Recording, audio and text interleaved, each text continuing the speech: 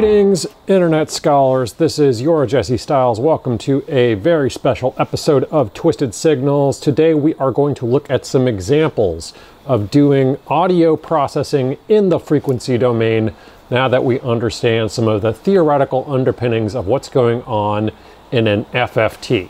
So before we look at those examples, a quick recap of the theoretical things that we discussed in the last lecture.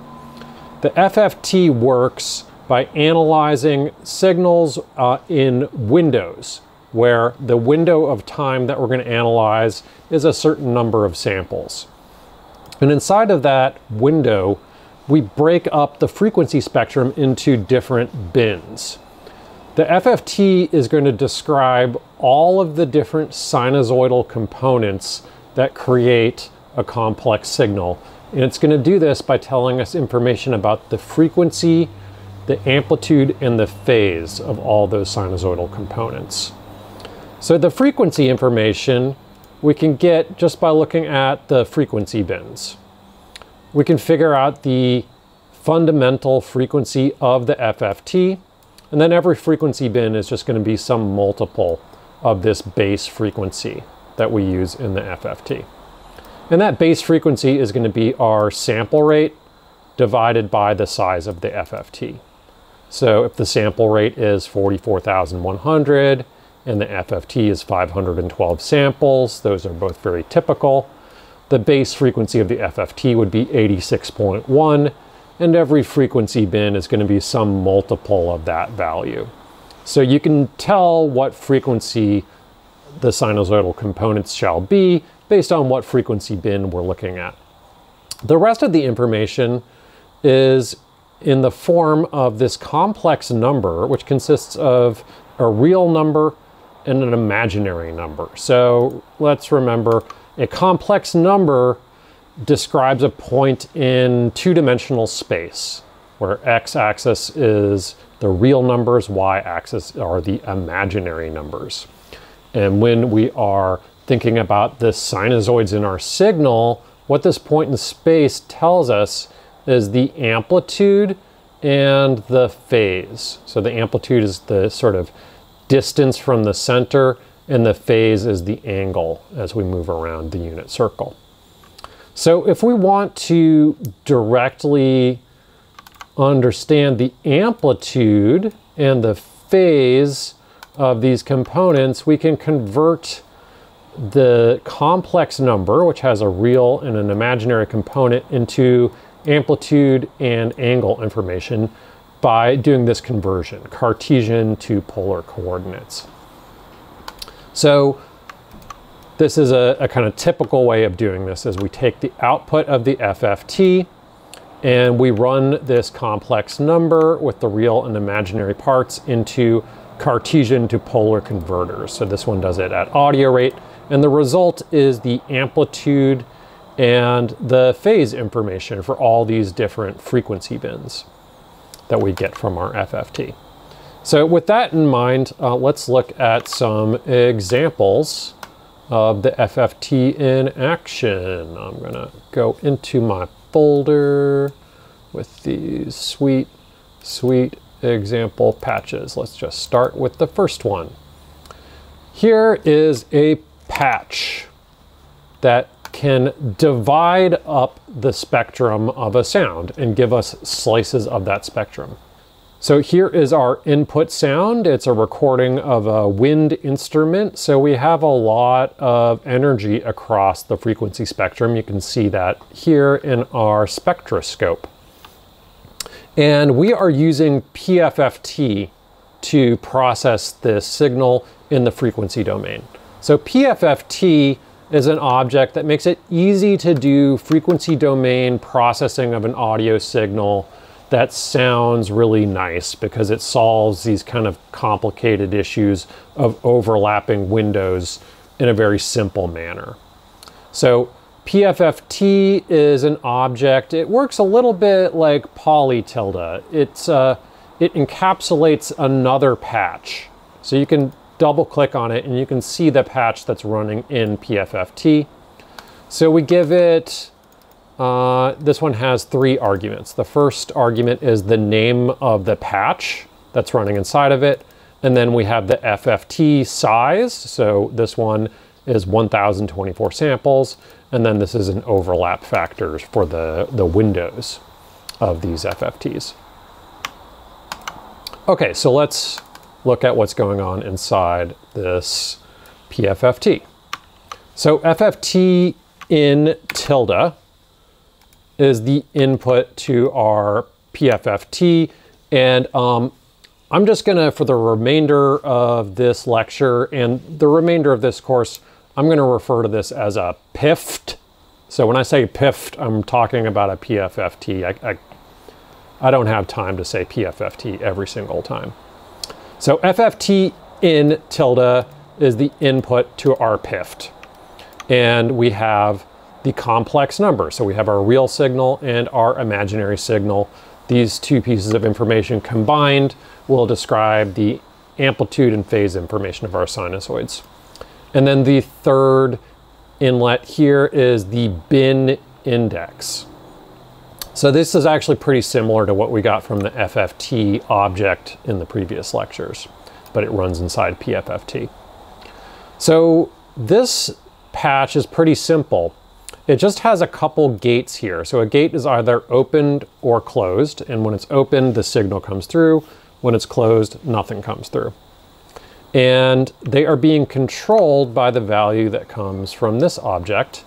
And this is a sort of logical operator. It's either 0 or 1, and that depends on if the input signal is above or below this value. And we are going to set that value using in2. So if we look at our main patch, we have a second inlet here that's taking this number. So this is our crossover frequency. So we're going to say we're only going to resynthesize the parts of this signal that are below this value. So if we set it to 800, we want to pass out the parts of the signal that are below 800. So when they are less than this value, the result is 1 and the gate is open, but when they are higher than that, the result is 0 and they do not pass.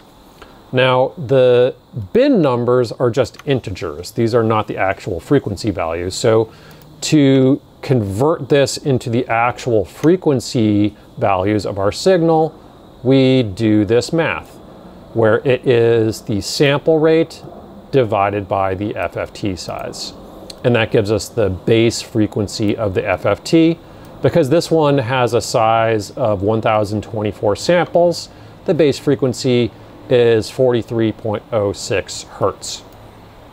So we multiply the frequency bin by this base frequency, and then we test to see if it's below that crossover frequency.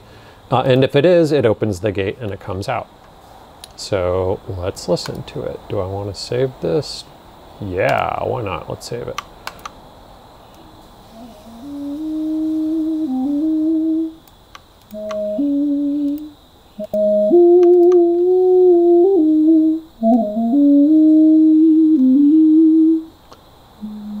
So if I lower that crossover frequency, we're getting less and less of the signal resynthesized. And if I open it, you'll hear more and more of those frequencies come back.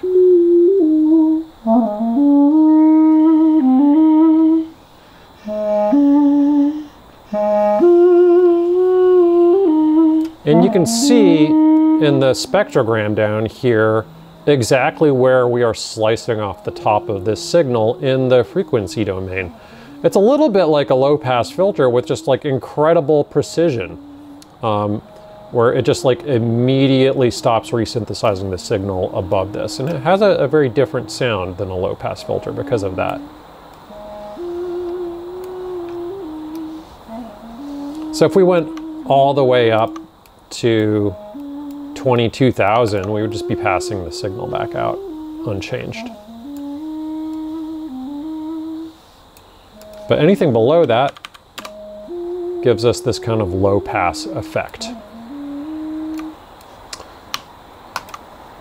This version of the patch is going to slice the signal into two different outlets. So it's going to be sort of like a low pass and a high pass, where we get one slice of the signal here and the other slice there. And I'm going to pass one of those into the left output and one into the right output. So you'll hear the signal get split into the two channels of the sound recording. And again, we have some crossover frequency. So let's actually just listen to this first. There's our low slice. And there's our high slice. And we can change the crossover.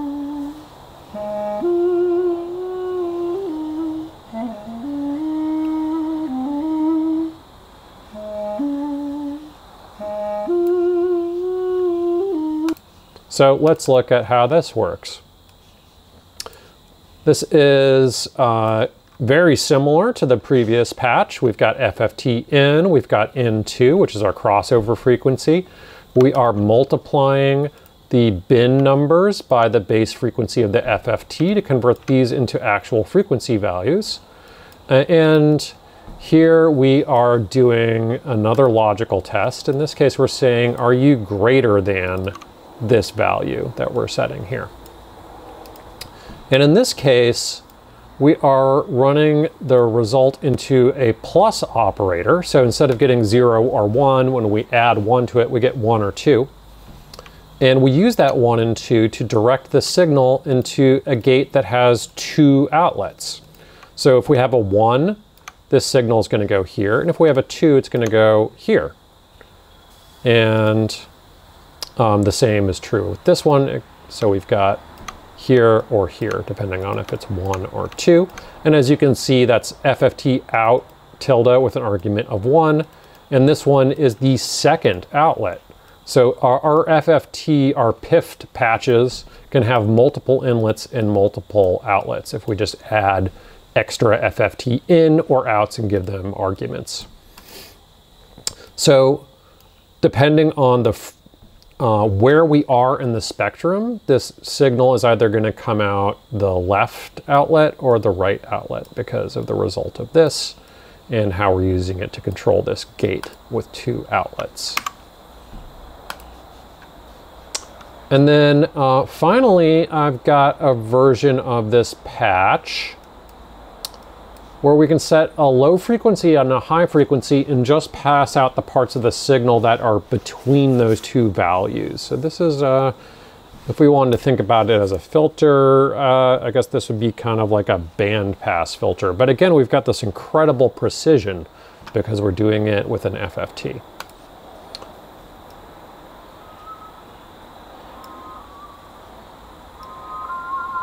So what we're hearing is the parts of the signal that lie between 1,000 and 1,400 cycles per second.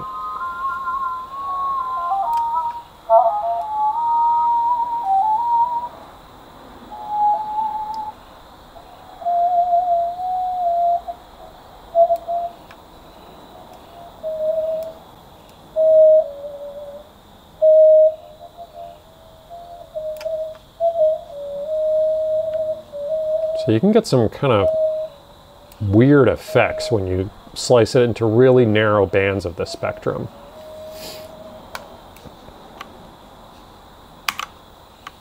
Cool. Let's look at another example from our big bucket of PIFT examples. Here is a patch that does a kind of crude form of noise reduction. So I am sitting in a room. There we go. Different from the one you are in now. I am recording the sound of my speaking voice. Okay, let's look at what PFFT is going to do to this signal.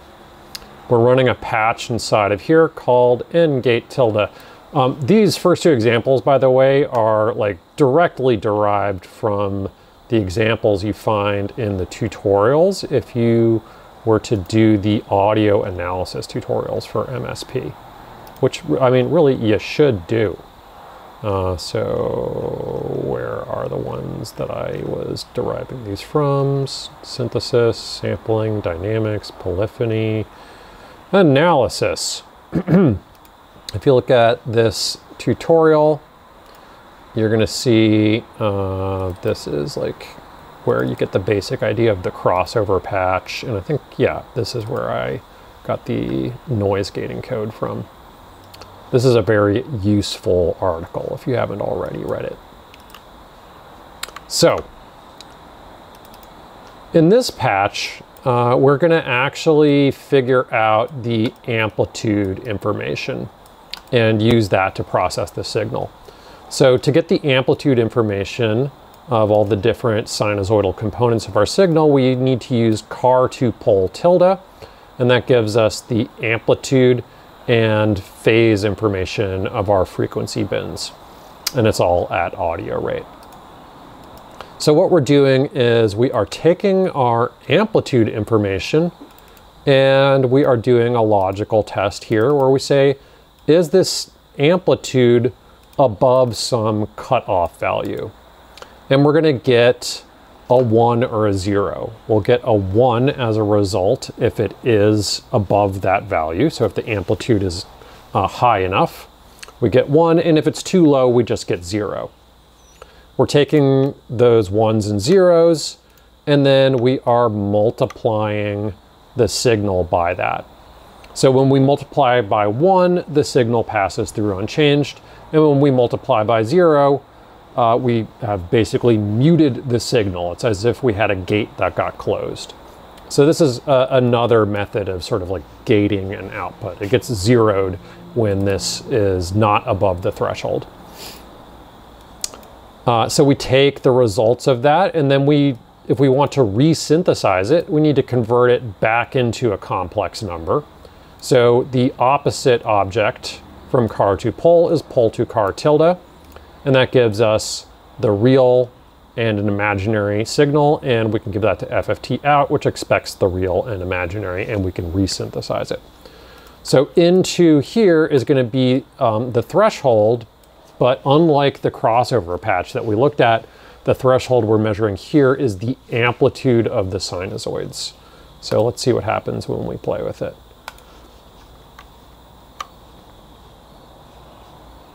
I am sitting in a room different from the one you are in now. I am recording the sound of my speaking voice.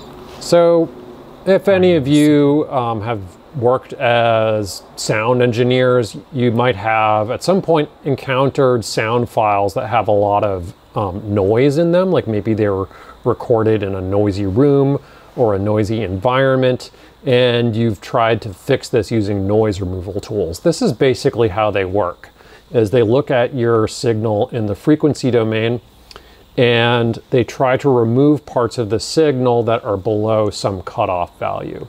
Remove them or maybe attenuate them so that they're not as distracting as they used to be. And if you push your noise removal tool too far, if you're too aggressive with your noise reduction, you can start to hear these weird underwater artifacts. And we're starting to get that here when we bring this, this threshold value up. Different from the one you are in now. I am recording the sound of my speaking voice. And if we get really aggressive here, very few of the sinusoidal components will actually get resynthesized. So you can almost hear that this is just a few different sine waves that are passing the test we're creating here. And this is potentially even an interesting effect.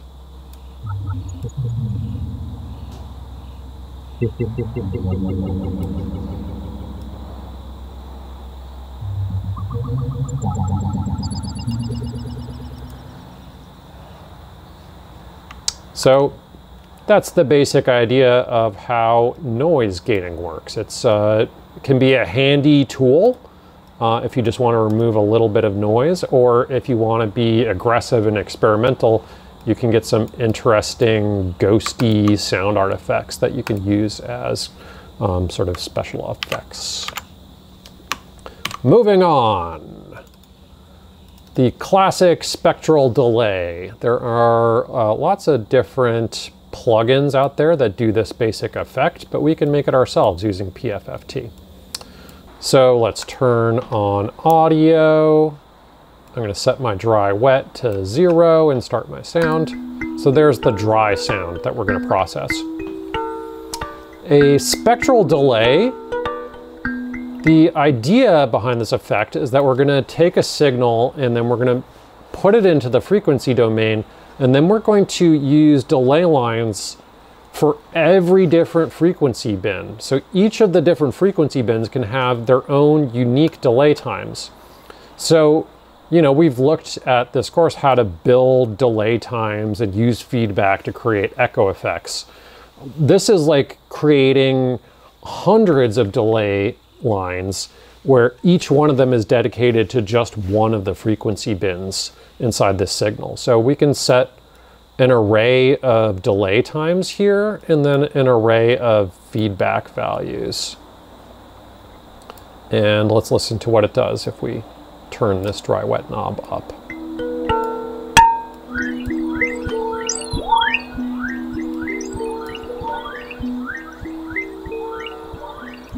So you can hear this like kind of moving spectral effect. And if we make specific shapes,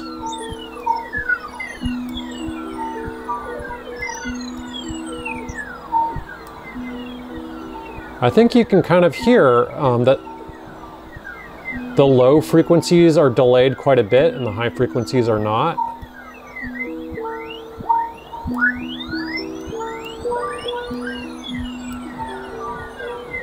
We can also randomize these values with these random buttons. We can change the range of feedbacks up to a much higher range.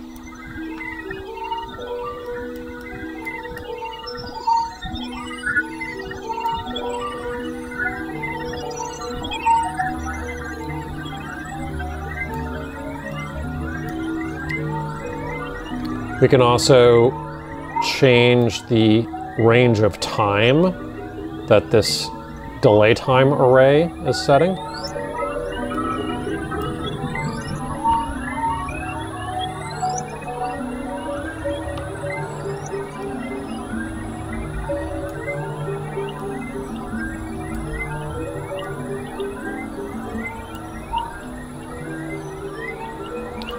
And you can start to build some really complicated, beautiful, surreal soundscapes using this process. So this patch has a very clean user interface. That's because it's in presentation mode and we've designed it to have a nice layout. If we go into patching mode, we can see the actual patch that's doing the processing here. And this is also an example of things you can do in the PFFT that I found in the Max documentation. So this could work on a stereo sound. There are two PFFTs that are identical. The idea here is we'd use one for the left channel, one for the right channel. So let's just look at this one for the left channel. We see some arguments here where we've got the name of the patch, the FFT size and overlapping factor, and then we are specifying some args that will be used inside the PIFT. So here's what's inside the PIFT. This is a more complicated patch. I'm not going to walk through it, but you know, if you've carefully followed along in the lectures thus far, I think you've actually seen most of the objects that are being used here already, and I think you could kind of walk through how this is working in the frequency domain. So, you know, just to give a quick rough overview, let's go into edit mode. We've got our FFT in, where we've got our real and imaginary signals. This is a logical test here that is going to mute parts of the signal with a 0 millisecond delay, so we won't hear those. And then we've got tap in and tap out. So we've got two of these. One is for the real and one is for the imaginary part of the signal.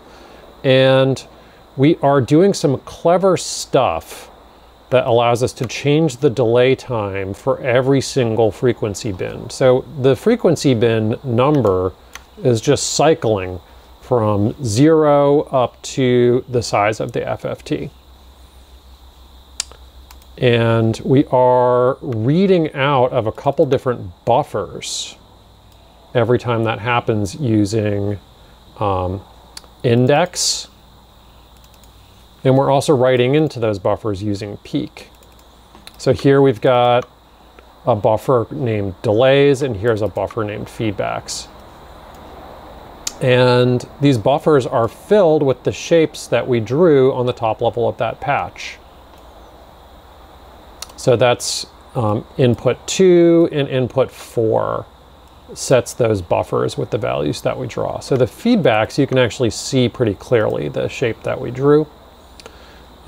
These ones, the values are, these are delay times, so the units are milliseconds, and so the numbers we're looking at are like from 0 up to 5,000 milliseconds. Traditionally, a buffer, you can put numbers in there that are above 1, but this window doesn't want to show us that. It's kind of clipping them at 1. So anyway, we're using the frequency bin to read out of those two buffers and then do things like set the delay time. So we're looking through that buffer and we're looking at all these stored delay times and then figuring out what the delay should be for that specific frequency bin. And then we've got our buffer full of feedback values. So the frequency bin looks up in that buffer and then it figures how much of the signal should go back into the delay line using feedback. So in some ways, you know, this is like stuff we've done before. It's delay lines with a specific delay time and a specific feedback value, but we're doing some clever things in the frequency domain to kind of individualize that for every different frequency bin. And then ultimately we just take the output of these two delay lines, which is our delayed real and our delayed imaginary signal, and then we're just resynthesizing it using FFT out. And this was inspired by this interesting person's work, so you can go learn more about that if you're curious. Okay, so that's the basic idea behind a spectral delay patch.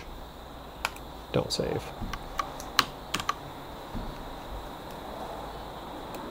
Moving on. Oh, here's a weird one. This is basically a frequency domain distortion patch. I called it YouTubery because you can kind of get the sound of really bad compression with this patch. We open our eyes and ears, seeing life each day excellent as it is. So here we've got this old recording. This is John Cage saying some profound things. And let's look at what this patch is going to do. So inside our PIFT, we are going to convert this signal into amplitude and phase information using car2pol. And then we're going to mess around with the amplitude and phase information in some different ways. So the first thing we can do is we can just multiply the phase values. So that'll give us incorrect phase information, and we'll be able to hear what it sounds like when our phase information is wrong. Here we've got degrade tilde. We've looked at this before. This is a method to reduce the sample rate and bit depth of the information in a signal. So we're going to be able to reduce the sample rate of our spectral information as well as the bit depth. And that is going to sound pretty different from when we do it in the time domain.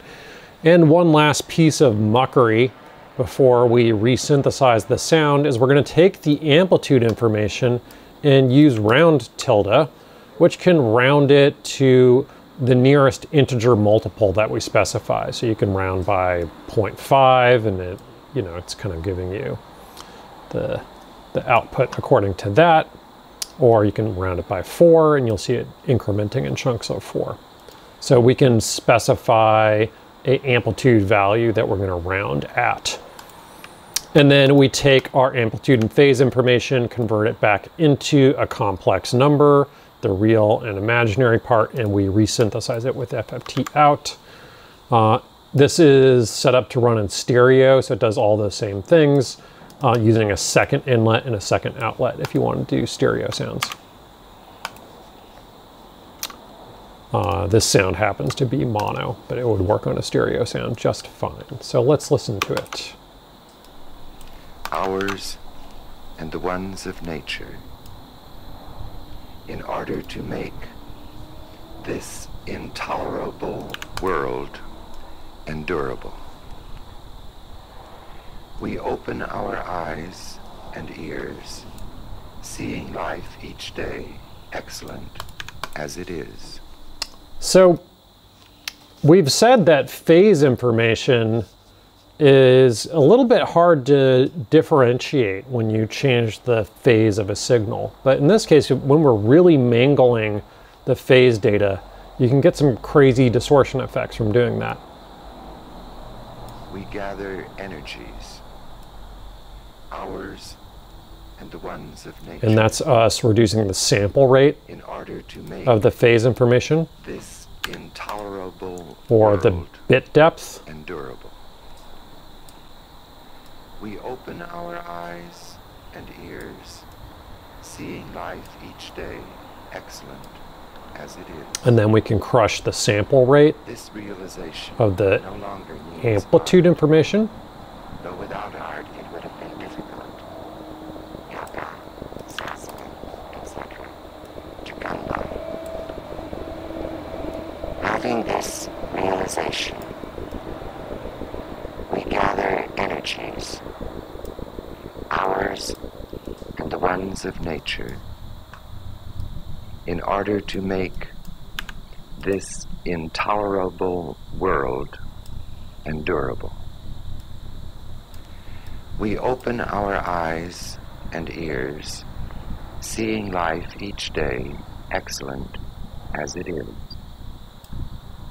This realization no longer needs art, though without art it would have been difficult. Yoga, Asana, etc. to come by.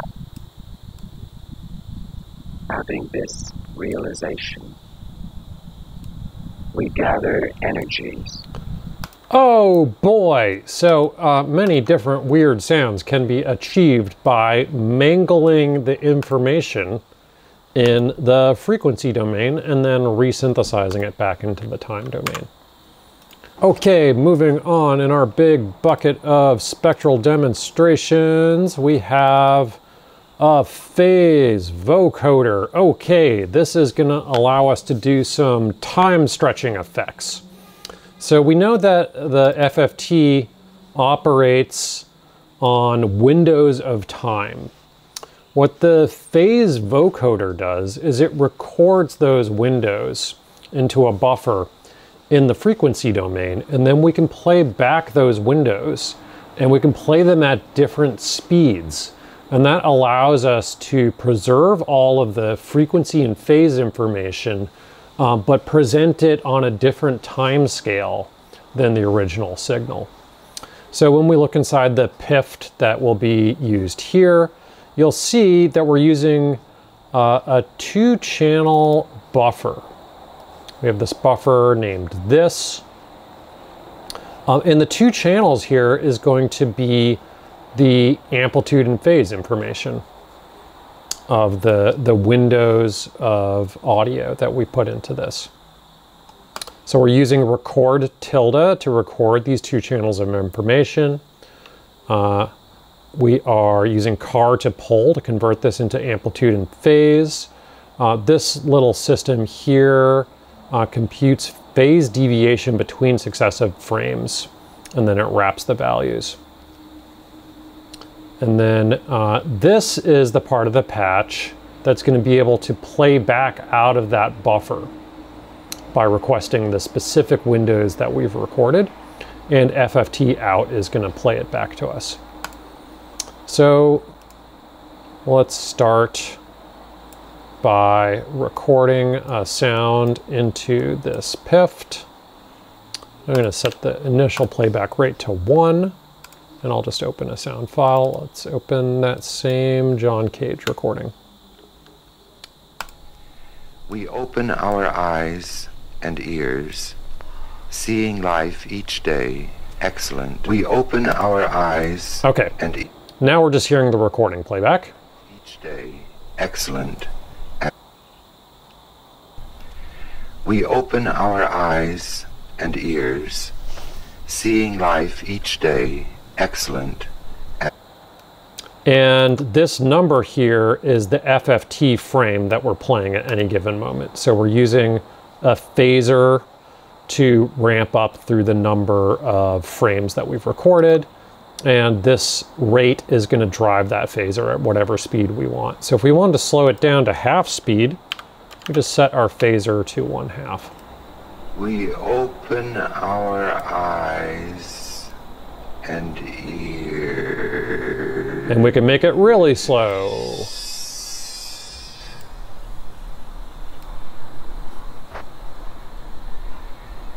Seeing life, feeling life, seeing life each day.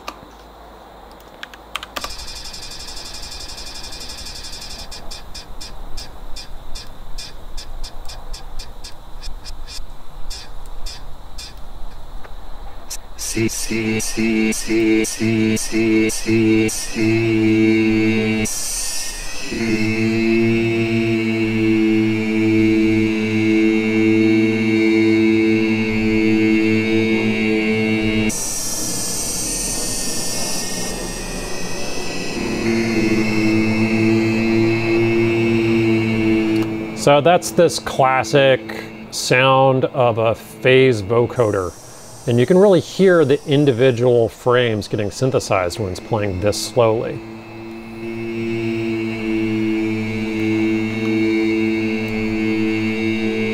Okay, thanks, John. And one last example to look at. This is pretty similar to what we saw in our very first introductory video to the course. This is going to be a way to visualize a signal using an FFT. Let's turn on audio. We'll just add a toggle box here to turn on audio. Hey, there's my voice. Okay. And this particular patch, I'm not even using PFFT because it's not really doing audio processing and the sound quality is not critical to me. It's doing sound visualization. So for those purposes, a plain old FFT object will meet my needs. And I can choose to run different types of sounds into this. I can choose my tone generator, or I can play a sound file if I open a file into this sound file player. We open our eyes and ears. Or I can just use the microphone if I switch it to ADC. So selector here has 3 sources and this controls those 3 sources. Let's look at the tone generator. So FFT tilde, we have not given an argument. This means that the size is 512 samples. And my computer, the sample rate is 44,100. So the base frequency of the FFT is going to be my sample rate divided by the FFT size, so 86.13. I'm using car to pole to convert this into amplitude and phase information. And we don't really hear phase information super well. So most sound visualizers are just going to use the amplitude information. So I'm not even using this output. I am attenuating by this kind of very specific value, and we'll look at what that does. And this is my frequency bin. So I'm using my attenuated amplitude value to write into a matrix named scale using this object, jit.poke tilde. It can take an audio signal and write into a matrix. So this inlet is going to be the target place inside the matrix. We're setting the different cells of the matrix as targets using the bin number. And then this is the value that we store there, which is the attenuated amplitude value. So here's the matrix. So we have a jit.matrix. It has this name scale, which jit.poke is referring to. The type of data is floating point numbers, which is good for the amplitude values. It's just one plane of data because it's just this one array of amplitude values. And it has this size. The size is 256 by 1. So that's that's the number of frequency bins we have, because the frequency bins is going to be the FFT size divided by 2. So 256 frequency bins. So let's make this sine wave produce a signal at the base frequency of the FFT. And let's just look at it using jit.cellblock. You can see I've got an amplitude of 1 right there at the first frequency bin. So if I had not been using this division object, this value is like this really big number, and it's not good for my visualizer. It's actually pushing things off of the screen because it's way too big. So if you want to kind of normalize the output of your FFT, you're going to divide by the number of frequency bins. And that'll normalize the amplitude values based on your input signal. So the next frequency bin should be our base frequency multiplied by 2, which would be 172.2. So let's just move this up from 86.1 up to 172 and just look at these frequency bins go up.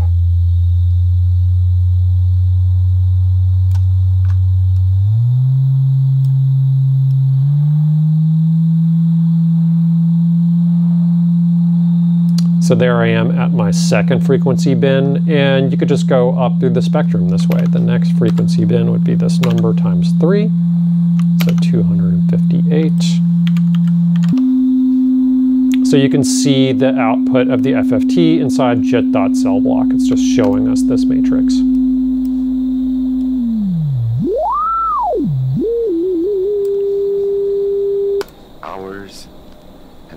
Of nature. So when we put a complex signal into this, you're going to get a complex spectrum.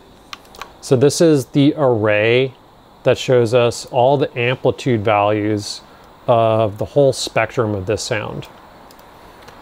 And the idea of this visualizer here is that we're using this object called jit.gl.multiple to make many copies of a 3D shape, and then we're giving it 2 different arrays.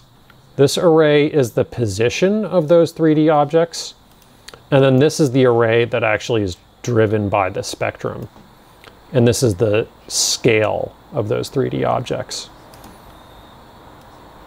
So inside this subpatcher, I'm using jit.mo to generate some organic looking but random motion.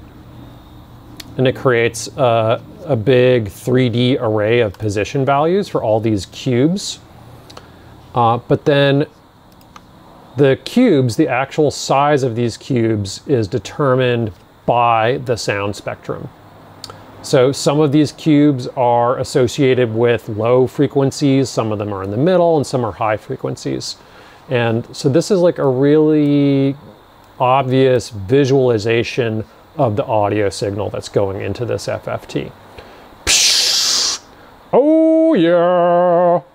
So if I was a great singer, I could like maybe target specific cubes and scale them by singing just the right notes. So jit.gl.gridshape generates 1 cube setting the color here, and I'm setting some drawing mode options with these attributes. And then jit.gl.multiple takes these two arrays to move those instances of the cube around in 3D space and then scale them using this matrix. And then jit.world is just giving us our display. Okay, so there you go. There's a few different examples of cool processing you can do to audio signals, as well as some basic visualization of audio signals using FFT and using the PFFT system when we want to do audio processing on our audio signals. Thanks for joining us. That's our show. We'll see you next time. Peace.